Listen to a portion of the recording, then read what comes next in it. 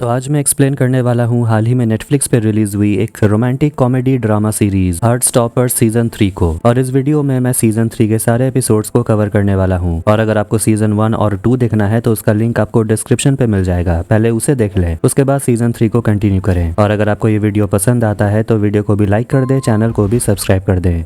तो सीजन 3 की शुरुआत में हम देखते हैं कि टोरी अपने भाई चार्ली पर जासूसी कर रही थी। जब चार्ली प्रैक्टिस कर रहा था कि वो किस तरीके से अपने बॉयफ्रेंड निक से कहेगा कि वो उसे प्यार करता है, टोरी पूछती है तुमने अभी तक अपने बॉयफ्रेंड को बताया नहीं तुम उससे प्यार करते हो। चार्ली कहता है इतना आसान भी नहीं है, शायद मैं बहुत जल्दी कर रहा हूँ, हम दोनों के साथ रहे ज्यादा समय भी नहीं हुआ। टोरी उसे कहती है कि तुम्हें अपनी दिल की बात उसे कह देनी चाहिए। तभी उसके घर पे निक आ जाता है और फिर वो लोग एक साथ निकलते हैं क्योंकि आज सभी दोस्त बीच जाने वाले थे। एल और टाओ अभी रिलेशनशिप में हैं और टारा और डार्सी के बीच भी सब कुछ अच्छा चल रहा था। सभी लोग एक दूसरे के साथ काफी खुश हैं। इसके बाद सारे दोस्त बीच तक पहुंच जाते हैं और वो लोग वहां पर मस्ती मजाक करने लगते हैं। निक चार्ली से कहता है उसके पीठ पर सनस्क्रीन लगाने के लिए, जिससे वो थोड़ा नर्वस हो जाता है और सोचने लगता है अगर वो उसे आई लव यू बोलेगा तो होगा क्या। टाओ एल के लिए मैचिंग बैंड खरीदता है और वो उसे कहती है अपनी आंखें बंद करने के लिए, और वो उसके लिए एक फ्लावर लाई थी। वो दोनों काफी खुश लग रहे थे। अब बीच पर सभी दोस्त वॉलीबॉल खेल रहे थे और चार्ली आइजैक के साथ बैठा होता है क्योंकि उन दोनों को गेम्स पसंद नहीं। आइजैक देखता है कि उसका दोस्त थोड़ा नर्वस लग रहा था। चार्ली कहता है कि वो अपने बॉयफ्रेंड को आई लव यू नहीं कह पा रहा। आइजैक उसे चिढ़ाता है, कहता है तो फिर तुम ऐसे ही उसे देखते रहो। वैसे तुम्हें निक में क्या पसंद आता है? चार्ली पूछता है क्यों, तुम्हें कभी ऐसा कोई नहीं मिला जो तुम्हें काफी अट्रैक्टिव लगता हो सकता है तुम एसेक्सुअल हो। लेकिन आइजैक को लगता है कि वो ए रोमांटिक भी है। इसके बाद सभी लोग बैठकर खाना खाते हैं और चार्ली उदास बैठा हुआ था। निक उसे पूछने लगता है तुम खा नहीं रहे हो, वैसे हम कहीं और भी जा सकते हैं। निक तारा से बात कर रहा था और वो उसे पूछने लगता है कि तुम दोनों के बीच सब कुछ ठीक तो है। तारा बताने लगती है सब कुछ बढ़िया है, मगर शायद डार्सी अपने दादी के यहाँ चली जाएगी रहने के लिए क्योंकि उसकी दादी उसे बुला रही है। लेकिन तारा कहने लगती है अभी तो हमें यूनिवर्सिटी डिसाइड करना है कि हमें जाना कहाँ है, लाइफ फिगर आउट करना है। मगर निक चार्ली को लेकर थोड़ा फिक्र कर रहा था क्योंकि वो आजकल खाना नहीं खाता और उसे लगने लगता है शायद उसे एनोरेक्सिया नर्वोसा है, मतलब एक ईटिंग डिसऑर्डर। निक तारा से कहने लगता है पता नहीं चार्ली से इस बारे में कैसे बात करूं, उसे बिना हर्ट करे। अब इसके बाद सभी लोग पानी में जाकर खूब मस्ती करने लगते हैं और उसके बाद निक चार्ली को भी अपने साथ पानी में ले जाता है। लेकिन चार्ली को ये सब मस्ती मजाक करने की आदत नहीं है। दोनों वहाँ रोमांटिक होने लगते हैं और चार्ली उसे अपनी दिल की बात कहने वाला था कि निक उसे कह देता है लगता है तुम्हें ईटिंग डिसऑर्डर है। चार्ली कहता है पता है मुझे प्रॉब्लम है, लेकिन ये कोई बीमारी नहीं है। निक उसे पूछता है तुम कुछ बोलना चाहते थे? चार्ली कहता है बस इसी बारे में बात करनी थी। अब इसके बाद शाम के समय सभी लोग घर वापस आ जाते हैं। पता चलता है निक 3 हफ्ते के लिए मेनोर्का जा रहा है अपने अंकल आंटी से मिलने, और पहली बार वो दोनों एक दूसरे से अलग हो रहे थे। तारा डार्सी को समझाने लगती है तुम्हें अपनी दादी के पास चले जाना चाहिए, मुझे तुम्हारे साथ वक्त गुजारना बहुत अच्छा लगता है, लेकिन मुझे अभी ऐसा लगता है कि हम दोनों को पर्सनल स्पेस की जरूरत है। तुम्हारी दादी बहुत अच्छी, वो तुम्हारी माँ की तरह नहीं है, तुम उनके साथ रहकर एक बार ट्राई कर सकती हो। डार्सी तारा की बात मान जाती है। टाओ अपनी गर्लफ्रेंड के लिए डिनर बना रहा था, लेकिन उसकी माँ काफी ज्यादा परेशान हो रही थी और अपने बेटे से कहती है बस मेरे घर को जला मत देना। टाओ थोड़ा सा डरा हुआ था क्योंकि 3 हफ्ते के बाद एल लैम्बर्ट चली जाएगी और इसीलिए वो आज की रात थोड़ा स्पेशल कुछ करना चाहता था। चार्ली को उसकी माँ का मैसेज आता है जो उसे घर बुला रही थी क्योंकि रात के 9 बज चुके थे। इसीलिए वो निक से जाकर कहता है वो वापस अपने घर जा रहा है। फिलहाल निक नहा रहा था। चार्ली हिम्मत जुटाकर उसे कह देता है आई लव यू, लेकिन अंदर से कोई जवाब नहीं आता। निक शॉक्ड हो गया था और वो जल्दी जल्दी बाहर निकलता है और उसे गले लगा लेता है और कहता है क्या तुम एक बार फिर से बोलोगे? चार्ली कहता है आई लव यू और वो भी उसे कह देता है कि वो भी चार्ली से प्यार करता है। दोनों एक दूसरे को किस करते हैं और दूसरी तरफ टाओ और L candle light dinner enjoy कर रहे थे। अगले दिन देखते हैं कि निक से मिलने के लिए उसके अंकल आंटी पहुंच जाते हैं, डायन और रिच, और उनके वहाँ दोनों बच्चे भी थे और वो लोग निक को अपने साथ ले जाने के लिए आए थे मेनोर्का। चार्ली निक के मैसेज का इंतजार कर रहा था और निक उसे मैसेज करता है क्या तुमने खाना खाया, मगर वो मैसेज डिलीट कर देता है। टोरी चार्ली से पूछती है तुमने उसे कहा कि नहीं, तो वो कह देता है हाँ, और इसके बाद उसे निक का कॉल आता है जो कहता है वो अपने अंकल आंटी के घर पहुंच चुका है और ये घर बहुत बड़ा है और सोचता है काश वो यहाँ चार्ली के साथ होता। फिर वहाँ चार्ली की माँ आ जाती है और उसे चार्ली की बहुत चिंता हो रही थी क्योंकि वो आजकल पढ़ाई लिखाई नहीं करता। बस एक लड़के के पीछे पागल हो गया है। लेकिन चार्ली अपनी माँ से गुस्सा हो जाता है। डायना निक से पूछती आखिर वो किससे फोन में बिजी रहता है, तो निक बता देता है कि वो अपने बॉयफ्रेंड से बात कर रहा था, जिससे वो भी हैरान हो जाती और कहती है लगता है बहुत दिनों से हमारी बात नहीं हुई, बहुत कुछ जानना बाकी है। फिर हम दोनों टीचर को देखते हैं। मिस्टर अजय और फारूक दोनों के बीच भी एक नया कनेक्शन शुरू हो गया था पिछले सीजन के पेरिस ट्रिप के दौरान, और फिलहाल वो लोग बच्चों के लिए उनका रिजल्ट तैयार कर रहे थे। फिर सभी बच्चे लोग पहुंच जाते हैं अपना रिजल्ट देखने के लिए और डार्सी की दादी को देखते हैं, जो उसे कहती है रिजल्ट कैसा भी हो उससे ये डिसाइड नहीं होता कि तुम अच्छी हो या बुरी, मैंने तो 14 की उम्र में ही स्कूल छोड़ दिया था, अब देखो मैं कितनी खुश हूँ। अब इसके बाद सभी लोग रिजल्ट ले लेते हैं और इसी से डिसाइड होगा कि उन्हें कैसा यूनिवर्सिटी मिलेगा। सभी का रिजल्ट अच्छा आया था, लेकिन डार्सी थोड़ी उदास लग रही थी। मिस्टर अजय तारा के रिजल्ट की काफी तारीफ करते हैं। चार्ली भी अपने रिजल्ट से खुश था और वो फोटो क्लिक करके निक को भेज देता है, जो भी उसके लिए काफी खुश था। डायना और रिच निक से कहते हैं कि हमें चार्ली से मिलना है और उसे हमारे साथ ट्रैकिंग पे जाना होगा, तभी हम समझ जाएंगे कि वो हमारे फैमिली में रहने के लिए पास हो चुका है और उस लड़के में दम है।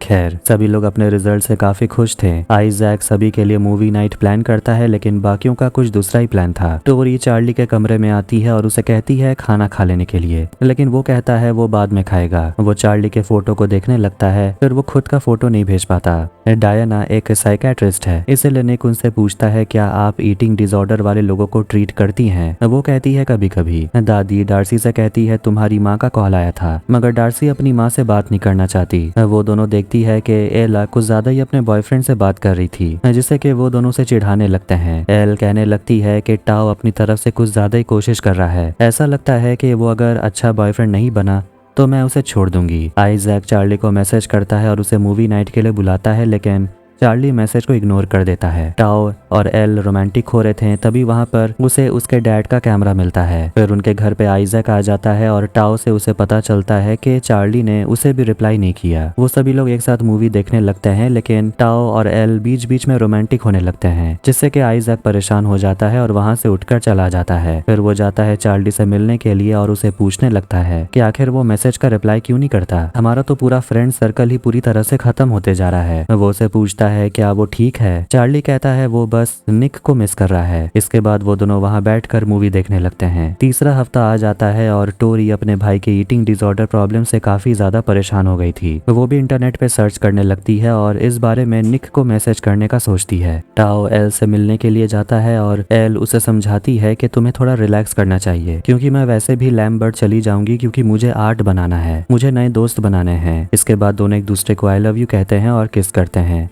दूसरी तरफ चार्ली के घर पे पूरा परिवार डिनर कर रहा था, लेकिन चार्ली का ध्यान कहीं और ही था और वो खाना भी नहीं खाता। को टोरी का मैसेज आता है जो लिखती है कि वो अपने भाई के लिए बहुत ज्यादा परेशान है। इसके बाद वो तुरंत चार्ली को फोन लगाता है और चार्ली रोने लगता है और कहता है कि तुम सही थे, शायद मुझे ईटिंग डिसऑर्डर है। निक उसे संभालता है और कहता है कोई बात नहीं, सब कुछ ठीक हो जाएगा। फिर वहाँ पर उसकी माँ आ जाती है और वो चार्ली से कहने लगती है हम डिनर कर रहे हैं और तुम बीच में उठकर आ गए और तुम फिर से अपने बॉयफ्रेंड से बात कर रहे थे। डायना देखती है निक परेशान लग रहा था और उसे कहने लगती है कि पूरी छुट्टी में तुम्हारा ध्यान कहीं और ही था। निक कहता है चार्ली को ईटिंग डिसऑर्डर है और उसे समझ नहीं आ रहा कि आखिर वो चार्ली से इस बारे में कैसे बात करे। अब अपने आंटी को गले लगाकर रोने लगता है और पूछने लगता है कि मैं उसे ठीक कैसे करूं। डायना उसे कहती है कि तुम हमेशा उसकी मदद नहीं कर सकते और उसे फिलहाल किसी 16 साल के बॉयफ्रेंड की जरूरत नहीं है, उसे किसी डॉक्टर या थेरेपिस्ट की जरूरत है, तुम बस उसके सपोर्ट के लिए खड़े रहो। डार्सी को उसकी माँ कॉल कर रही थी, लेकिन वो अपनी माँ को इग्नोर करती है और उन्हें ब्लॉक कर देती है।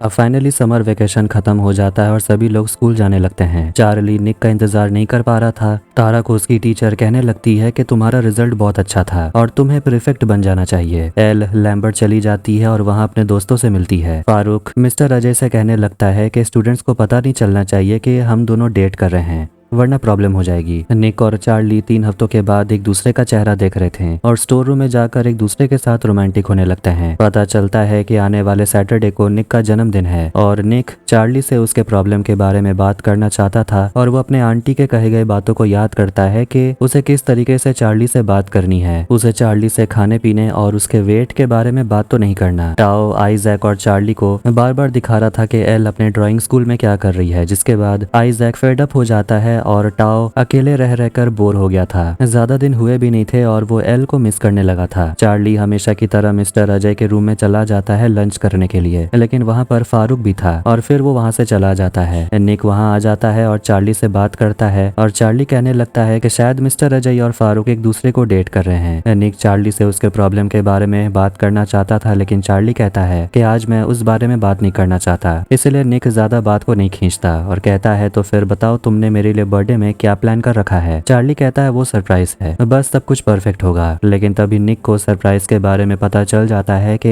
एल और बाकी सभी लोग उसके जन्मदिन में आने वाले हैं। वो सभी लोग लाइब्रेरी में बैठे हुए थे और जेम्स सोचता है काश उसका भी कोई बॉयफ्रेंड होता, मगर आइजैक उसे कहता है बिल्कुल बॉयफ्रेंड मत रखना, नहीं तो आइजैक अकेला पड़ जाएगा।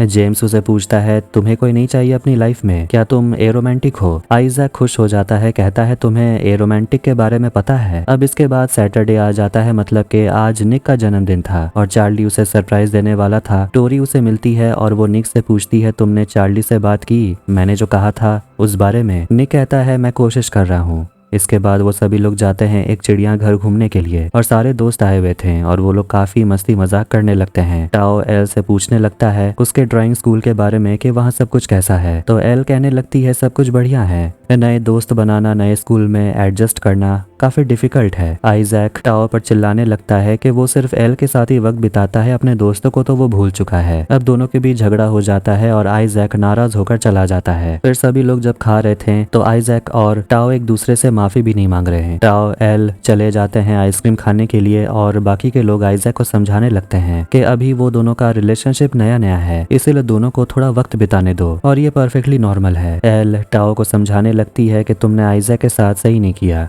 तुमने काफी ज्यादा चिल्ला दिया। फिर वो कबूल करता है उसने सच में आइजैक के साथ कुछ ज्यादा वक्त बिताया ही नहीं। एल बताने लगती है कि वो भी तारा और डार्सी के साथ ज्यादा बात ही नहीं कर पाती, लेकिन सच बात तो ये है फ्रेंड्स भी जरूरी है। इसीलिए वो जाता है आइजैक से मिलने और दोनों एक दूसरे को सॉरी कहते हैं। आइजैक कहने लगता है मुझे रिलेशनशिप से ही प्रॉब्लम है, इसलिए तुम सभी को रिलेशनशिप में देखकर मुझे अच्छा नहीं लगता, लेकिन मैं ये सब कुछ एक्सेप्ट करने की कोशिश कर रहा हूँ। आइजैक सोचने लगता है कि जो किसी से प्यार नहीं कर पाते क्या वो जिंदगी में अकेले रह जाते हैं। निक उसे कहता है बिल्कुल नहीं, क्योंकि उनके साथ उनके दोस्त हमेशा रहते हैं। टाओ निक से जाके बात करता है, पूछता है कि चार्ली को कुछ हुआ है क्या तुम कुछ जानते हो, मगर निक नहीं बताना चाहता और उससे कहता है कि तुम चार्ली से भी इस बारे में बात मत करना, क्योंकि वो मुझसे भी बात नहीं करना चाहता। अब वो लोग घर वापस आ जाते हैं। चार्ली निक के घर पे होता है और वो निक के सारे कपड़े लौटा देता है, कहता है इसमें से तुम्हारा स्मेल नहीं आता, मगर वो कहता है तुम्हें एक तो रखना पड़ेगा। चार्ली निक के लिए गिफ्ट लेकर आया था और वो एक एल्बम था जिसमें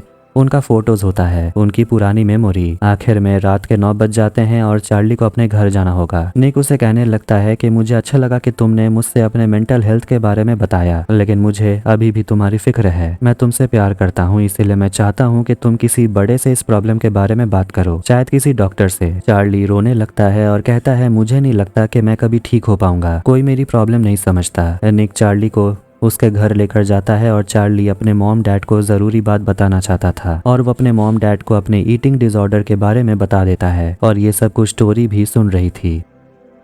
अब कहानी जाती है 2 महीने के बाद और हम देखते हैं कि क्रिसमस का समय आ चुका था। निक तारा से बात करता है और पता चलता है कि 2 महीने के बाद निक चार्ली से मिलने वाला है। तारा उसे पूछती है क्या तुम ठीक हो। वो कहता है चार्ली से 2 महीने वो दूर रहा है और ये काफी मुश्किल था। तारा उसे कहती है तुम्हें डायरी लिखना चाहिए, डायरी लिखने से तुम्हारे इमोशंस कंट्रोल में रहते हैं। जिसके बाद देखते हैं कि वो तुरंत एक डायरी लेकर बैठता है और लिखने लगता है और हम फ्लैशबैक देखते हैं। सितंबर के समय चार्ली के डॉक्टर के साथ अपॉइंटमेंट था, मगर डॉक्टर से मिलने के बाद उसका ईटिंग डिसऑर्डर और भी ज्यादा बुरा होता चला गया। चार्ली कभी कभी काफी ज्यादा टूट जाता था और वो खुद को नुकसान पहुंचाने की कोशिश करता था, मगर निक हमेशा उसके सपोर्ट के लिए खड़ा रहता था। वो लोग एक क्लिनिक के बारे में देख रहे थे जहाँ चार्ली जाने वाला था अपने ट्रीटमेंट के लिए। चार्ली के जाने के बाद निक काफी अकेला पड़ गया था, क्योंकि वहाँ चार्ली को फोन यूज करना मना था। चार्ली और निक के गेमिंग दोस्त चार्ली को काफी ज्यादा मिस कर रहे थे। सभी दोस्त चार्ली के लिए गिफ्ट्स भेजने की प्लानिंग करते हैं और तारा निक को बताती है कि शहर एक हेलोवीन पार्टी देने की प्लानिंग कर रही है। फिर हम हेलोवीन पार्टी देखते हैं जहाँ पर निक कैप्टन अमेरिका बन के चला जाता है, लेकिन उसे कैन बनना था क्योंकि इमोजेन बारबी बन के आई थी। टाओ वहाँ पर वीडियो बना रहा था और वो कहने लगता है कि अपने बॉयफ्रेंड के बारे में कुछ कहना चाहते हो। इसके बाद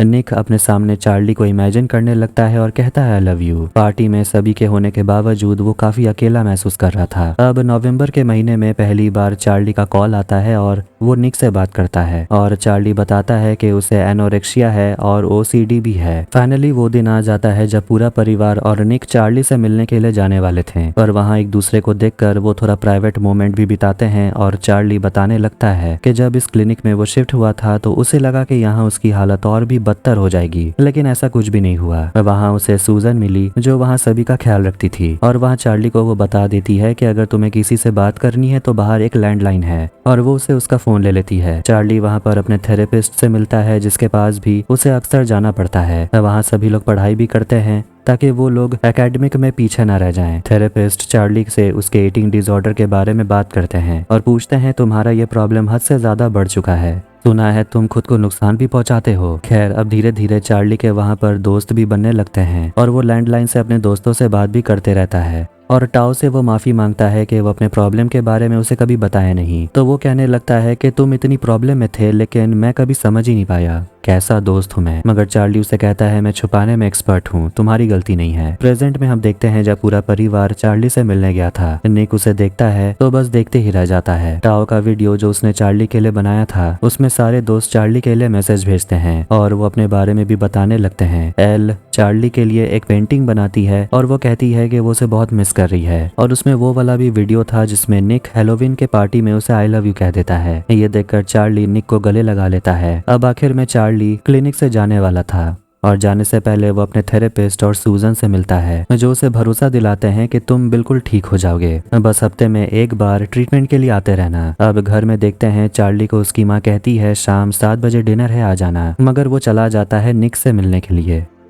क्रिसमस का दिन था और चार्ली और टोरी एक साथ गेम खेल रहे थे। उनकी माँ कहती है जल्दी से तैयार हो जाने के लिए। निक के घर पे पार्टी हो रही थी और उसके अंकल आंटी भी आए होते हैं और वो चार्ली को अपना फोटो खींचकर भेजता है। फिर देखते हैं कि चार्ली के घर में उसके दादा दादी आते हैं और वो लोग आते ही शुरू हो जाते हैं और पूछते हैं टोरी तुमने तो अपने बाल क्यों कटवा लिए, जिससे वो परेशान हो जाती है। अब इसके बाद सभी लोग खाना खा रहे होते हैं और वो निक के फोटो को देखकर स्माइल करने लगता है। चार्ली और टोरी के चचेरी बहनें आई होती हैं जो उन लोगों से उनके लाइफ के बारे में पूछ रहे होते हैं। क्रिसमस के मौके पर निक का भाई भी आया होता है और निक डेविड से कहने लगता है कि आज उसके पापा नहीं आने वाले क्योंकि वो कभी नहीं आते, जिस पर डेविड भड़क जाता है और कहता है तुम पापा की तरफ से बोलना बंद करो, जब से तुम्हारा बॉयफ्रेंड बीमार हुआ है तुम के लिए जैसे मसीहा बन गए हो। फिर वो चार्ली के बारे में कुछ भी बोलने लगता है तो निक गुस्सा हो जाता है। डार्सी जब कोट पैंट पहनती है तो उसकी दादी काफी खुश होती है, जो कि ठीक उल्टा है उसके माँ के केस में। वो तो भड़क गई थी। तभी वो ग्रुप में अपना फोटो भेज देती है और सभी लोग आज क्या क्या कर रहे थे वो ग्रुप में अपना फोटो भेजते हैं। टाओ एल के साथ इंटीमेट होने वाला था लेकिन वो रुक जाती है और चार्ली के घर में सभी लोग उसके बारे में बात कर रहे थे कि आखिर क्लिनिक में सब कुछ कैसा था, वहाँ पागल पेशेंट्स भी थे क्या, लेकिन वो ये सब के बारे में बात नहीं करना चाहता था, इसीलिए वो उठकर चला जाता है। उसकी माँ उसे संभालती है लेकिन उसे अपने बेटे को सच बोलना पड़ता है कि तुम खा नहीं रहे हो, तुमने आधा डिनर खाया। चार्ली ये सब नहीं सुनना चाहता था और वो बाहर जाने लगता है। टोरी उसे कहती है कम से कम मेरे साथ तो क्रिसमस मनाओ, मगर वो सॉरी कहकर बाहर चला जाता है और वो पहुंचता है निक के घर और दोनों एक दूसरे को किस करते हैं और ये पूरा परिवार देख लेता है। चार्ली भीग चुका था इसीलिए वो कपड़े बदलता है और उसके बाद वो लोग वहीं पर थोड़ा एंजॉय करते हैं और साथ में बैठकर टीवी देखते हैं कि अभी तक निक के डैड नहीं आए थे। फिर वहाँ टोरी भी पहुंच जाती है और वो कहने लगती है मुझे क्रिसमस से नफरत है, इस साल वाला तो बकवास था। चार्ली भी कहता है काश हम आज का दिन दोबारा से शुरू कर सकते हैं। एल कहने लगती है कि वो ट्रांस है और वो काफी स्पेशल फील करती है कि उसका एक बॉयफ्रेंड है, लेकिन जब टाओ ने उसके सीने पे हाथ रखा तो उसका सारा डर वापस आ गया और वो सोचने लगती है कि क्या वो कभी उसके सामने अपने कपड़े उतार पाएगी। टाओ उसे गले लगा लेता है और कहता है कि उसे कोई प्रॉब्लम नहीं है। अब इसके बाद देखते हैं एक हफ्ते के बाद न्यू ईयर आ जाता है और फिर से सभी दोस्त एक साथ वक्त बिताते हैं और चार्ली और निक पार्टी में जाते हैं और वहाँ सभी लोग अपने दोस्तों से मिलते हैं और वो लोग काफी ज्यादा मस्ती मजाक कर रहे थे। टाओ एल के साथ कुछ ज्यादा ही करीब आकर डांस कर रहा था। एल नायोमी से आकर कहने लगती है कि आज वो कुछ ज्यादा ही पीली है। फिर वो अपने और टाओ के बारे में कहने लगती है कि उन दोनों को सेक्स करना है। नायोमी उसे समझाती है मगर अगर तुम्हें नहीं करना तो मत करो। एल कहती है मुझे करना है लेकिन मैं थोड़ा डर रही हूँ। निक और चार्ली बाहर एक दूसरे के साथ बैठे हुए थे और तभी वहाँ टोरी भी पहुंच जाती है जिसका यहाँ एक भी दोस्त नहीं है। फिर जब वो अंदर जाती है तो वो एक लड़के को देखती है जिसका नाम है माइकल। दोनों एक दूसरे को देखते ही रहते हैं जिससे कि टोरी शर्मा जाती है और वहाँ से चली जाती है। फिर जब सभी लोग पटाखे फोड़ रहे होते हैं तभी एल और टाओ एक दूसरे के साथ इंटीमेट हो जाते हैं। चार्ली और निक एक दूसरे को किस करते हैं और टोरी उन दोनों को देखकर काफी खुश थी। अब कहानी अप्रैल के महीने में आती है। चार्ली अभी भी थेरेपी ले रहा था और थेरेपिस्ट उसे पूछते हैं इन 3 महीनों में तुम्हारे अंदर जो 3 चेंजेस आए हैं उसके बारे में बताओ। देखते हैं कि जनवरी महीने से चार्ली स्कूल रेगुलरली जाने लगता है। फारूक हमेशा चार्ली की मदद के लिए खड़े हैं और दूसरा ये है कि उसके मन में अब खुद को नुकसान पहुंचाने का ख्याल नहीं आता। तीसरा, वो खुद बताता है कि वो और निक एक दूसरे से काफी क्लोज फील करते हैं क्योंकि उसने चार्ली को बुरे से बुरे कंडीशन में देखा है, लेकिन निक उसे छोड़ कर नहीं गया। मगर वो कहने लगता है कि उसने काफी ट्रॉमा सहा है। थेरेपिस्ट उसे कहते हैं लेकिन ये ट्रॉमा तुम्हें डिफाइन नहीं करता। तुम्हारे आसपास काफी अच्छे लोग हैं जो तुम्हारी केयर करते हैं, तो तुम्हें उनकी फिक्र करनी चाहिए। एला को देखते हैं उसकी टीचर बताती है कि लोकल रेडियो स्टेशन से तुम्हारे लिए कॉल आया था। तुम्हारे इंटरनेट पे फॉलोअर्स बढ़ रहे हैं और रेडियो शो में जाना ना जाना ये तुम्हारे ऊपर है। आज चार्ली का जन्मदिन था और निक उसके लिए एक हिस्टोरियन जैक मैडॉक्स के एक बुक साइन इवेंट का 2 टिकट लेकर आया था जहां वो दोनों साथ जाने वाले हैं, जिसे चार्ली बहुत पसंद भी करता है। दोनों वहां किस करने लगते हैं लेकिन अचानक रुक जाते हैं और चार्ली इस बारे में अपने दोस्तों को बताता है तो टाओ उसे समझाता है कि शायद अब तुम दोनों किस से आगे बढ़ने के लिए तैयार हो। चार्ली कहता है शायद निक आगे बढ़ने को तैयार नहीं है। जब वो कपड़े चेंज करता है तो वो खुद के शरीर को देखकर थोड़ा परेशान हो गया था क्योंकि वो काफी पतला हो गया था। सभी लोग चार्ली के जन्मदिन के लिए आए होते हैं और वहाँ इमोजेन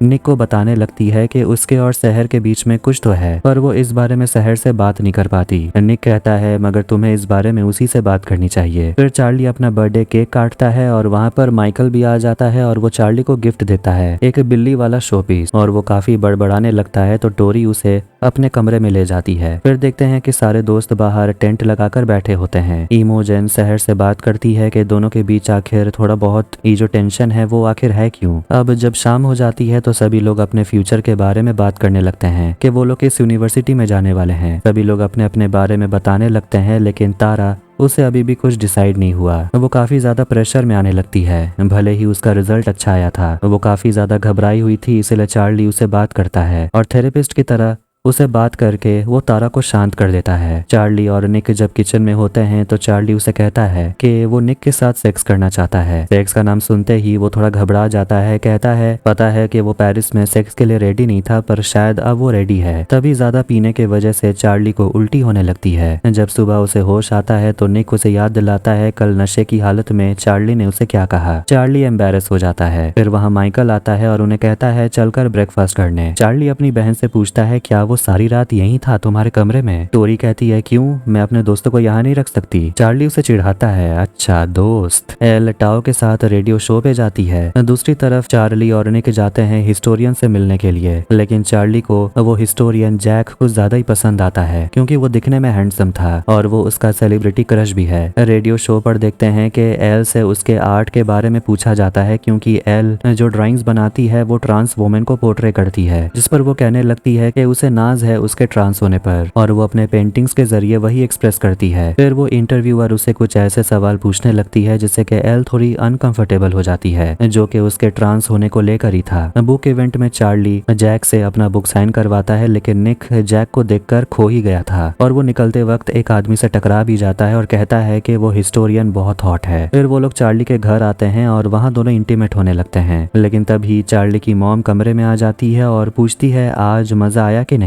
चार्ली निक से कहता है कि उसे शर्ट उतारने में काफी शर्म आ रही है क्योंकि वो अच्छा नहीं दिखता। इस बारे में वो थेरेपिस्ट से बात करता है, कहता है कि वो सेक्स करना तो चाहता है लेकिन वो घबरा जाता है। थेरेपिस्ट उसे कहते हैं कि अगर तुम्हारे बीच अंडरस्टैंडिंग है, कम्युनिकेशन है, तो तुम बिल्कुल एक दूसरे के साथ सेफ सेक्स कर सकते हो, कॉन्डोम के साथ।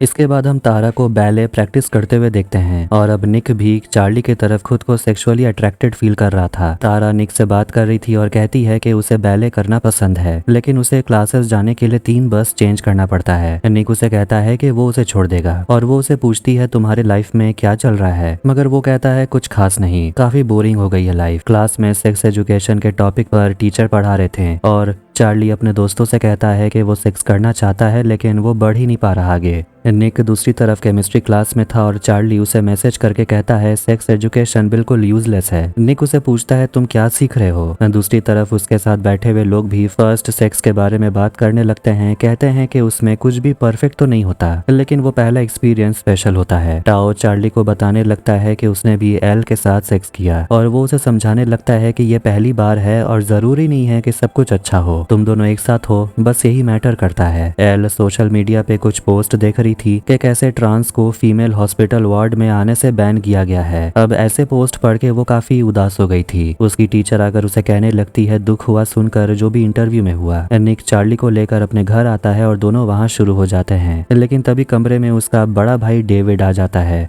जिससे कि दोनों डर गए थे। लेकिन ये निक के लिए कोई प्रॉब्लम नहीं है। टाओ एल के साथ अपने घर पर होता है और एल रात भर यहीं रहना चाहती थी, मगर वो कहता है तुम्हें पता है ना मेरी माँ ये अलाउड नहीं करेगी, हम मूवी देख सकते हैं। लेकिन एल थोड़ी परेशान लग रही थी। उसी रात तारा और डार्सी इंटीमेट हो रहे थे। अगले दिन स्कूल में मिस्टर अजय चार्ली को हेड स्टूडेंट एप्लीकेशन देते हैं। कहते हैं कि उससे अपना कैंपेनिंग स्टार्ट कर देना चाहिए क्योंकि उसके हिसाब से चार्ली काफी स्ट्रांग है और इस पोजीशन के लिए डिजर्विंग भी है। एल इंटरव्यू के बाद से थोड़ी परेशान लग रही थी और वो इंटरव्यू में जो कुछ भी हुआ इस बारे में वो टाओ से बात भी नहीं करती क्योंकि टाओ कभी कुछ समझेगा ही नहीं कि ट्रांस होना होता क्या है। नायोमी उसे कहती है हमसे बात करो, हम सब तुम्हारे साथ हैं। चार्ली और निक प्लान बनाते हैं कि आखिर वो दोनों पहली बार सेक्स कब करेंगे। माइकल भी चार्ली को काफी समझा बुझा रहा था तो टोरी उसे कहती है मेरे भाई को सेक्स के बारे में समझाना बंद करो। निक तारा को बैले क्लासेस ले जा रहा था तो वो बताने लगती है कि वो अपनी गर्लफ्रेंड के साथ स्कूल में सेक्स की थी, सिर्फ एक बार हुआ था